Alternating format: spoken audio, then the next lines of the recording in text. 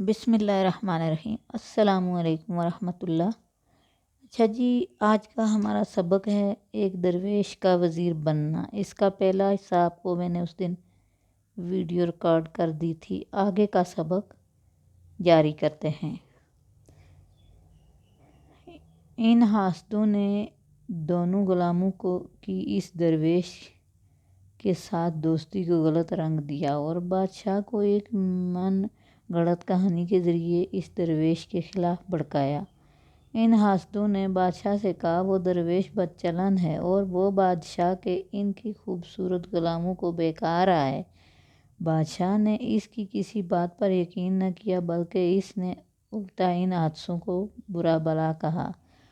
کچھ دن گزرنے کے بعد ان حاسدوں کو اپنی بات سچ کرنے کا ایک اور موقع مل گیا۔ اور ہوا یہ کہ وہ درویش کسی وجہ سے ایک غلام کی جانب دیکھا تو غلام اسے دیکھ کر مسکرا پڑا۔ حاسد جو ہر وقت اس طاق میں رہتے تھے کہ کسی طرح وہ درویش کو جھوٹا کریں، انہوں نے بادشاہ کو یہ سب کچھ دکھا دیا۔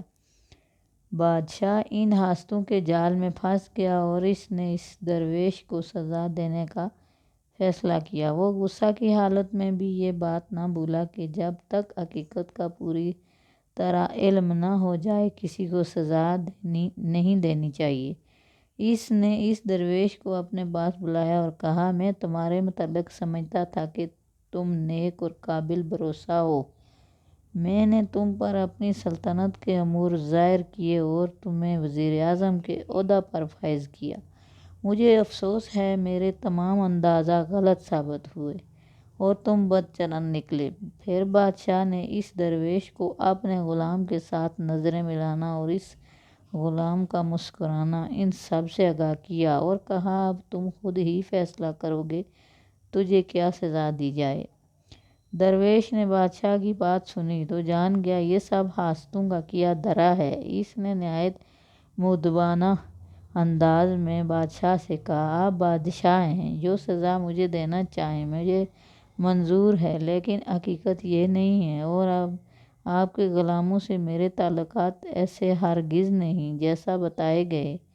میں بھی جوانی کے دنوں میں بہت خوبصورت تھا اور جب میں ان غلاموں کو دیکھتا ہوں تو مجھے اپنی جوانی یاد آ جاتی ہے اور میں اپنے ان خوشگوار دنوں کو یاد رکھنے کے لیے ان سے رابطہ رکھتا ہوں۔ بادشاہ نے درویش کی یہ بات سنی تو اسے درست جانا اور اس کی تعریف کی اور پھر ان حاسدوں کو بلایا اور انہیں ذلیل اور رسوا کرنے کے بعد سزا بھی دی۔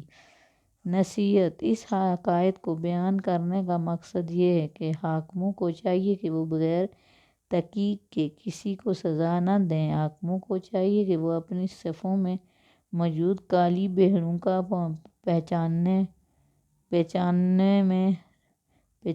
اور جو انہیں رسوا کرنے کے در پہ ہیں۔ حاکم ایسے امور اختیار کریں جن سے عوام الناس کی فلاح و بہبود کے کام ہو سکیں۔ شکریہ۔ اللہ حافظ۔